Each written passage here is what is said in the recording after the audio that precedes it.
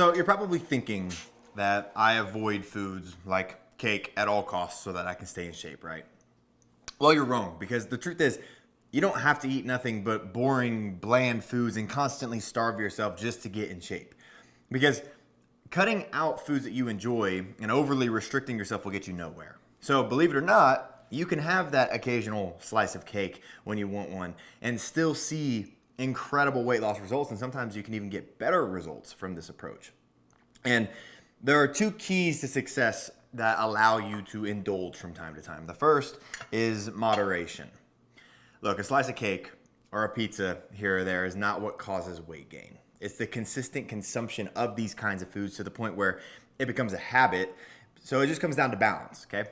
The second key is knowing your body type. Once you know your body type, you can learn which foods to eat and how much of them you should have to reach your fitness goals. Because, for example, if you're following a similar diet to, let's say, a professional athlete who works out 3 to 4 hours a day, you're gonna gain weight because you don't burn as many calories and you have different goals. But you also need to know that eating nothing but salads all day like a rabbit won't get you anywhere. I get further and further in. By the time I hit the 90 days, I had lost right at 30 pounds and my jeans were falling off of me. I dropped another 30 pounds. And so now I'm at my goal weight. I have great results. I went from 214 pounds down to 184 now. As of this morning, I am down 33 total pounds. The results from that were fantastic. I dropped a load of body fat and it did exactly what I said on the tin, and I got pretty ripped. I started at 40% body fat and now I'm down to 13.9% body fat. If you're trying to lose fat, stop doing cardio. This sounds backwards, right? Well, believe it or not, it's actually true. Stop spending hours on the elliptical to get in shape. Running on the treadmill 5 or even 6 days a week gets most people nowhere. I don't do an hour of cardio. I have never done an hour of cardio in the past 5-10 years, and I stay sub 10% body fat year round. Well, you could say, well, I have a couple injuries and I can't lift heavy.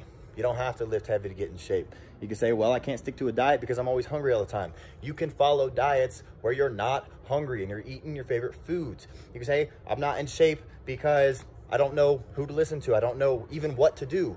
Well, here's your chance to put all those myths to rest and learn exactly what you need to do to get in shape, depending on what shape you're in right now and what shape you want to be in. With all those failed past attempts to try dealing with the fat, do you really think that this time is gonna be any different? I mean, how long are you gonna keep trying on your own? The rest of your life? Now, if I was your trainer, do you think that you'd get better results than working out on your own? Of course you would. So let me help you. You ever wondered what actors and actresses do when they have to get in shape really fast for a movie? They get their trainer who knows what they're doing, and they have them write out a plan for their body type. Because once you know your body type, you're gonna know exactly what kind of exercises are best, what kind of diet's gonna be best, and then everything else comes easy. Is fruit bad for your diet? You should know that the advice to eat plenty of fruits and vegetables is gravely flawed. This is exactly where many diet books and trainers and dietitians run into trouble. They recommend eating fruit because of the high vitamin content, but they completely ignore fructose. Is fructose good for you? That answer is unfortunately complicated. There's no doubt that fruits offer a slew of health benefits, vitamins, minerals, fiber, and phytonutrients. But the fructose complicates the issue for most people, especially women. Well, guess what? These same rules apply to a lot of vegetables as well. And I know it's enough to make your head spin. How can you possibly know which fruits to eat, how often, and how much? The truth is, when people say that they're gonna get in shape, they do two things, and tell me if this sounds familiar to you. One, they start eating less because the only way to lose weight is to burn off more calories than you consume. That's just science. And two, they start doing more cardio, jogging, riding the bike, doing the elliptical, because they want to increase how many calories they're burning to lose weight faster. But what if I told you that when you do this, you're actually hurting yourself? How? Well, has it worked for you yet? Or did you end up hitting a wall and eventually quitting?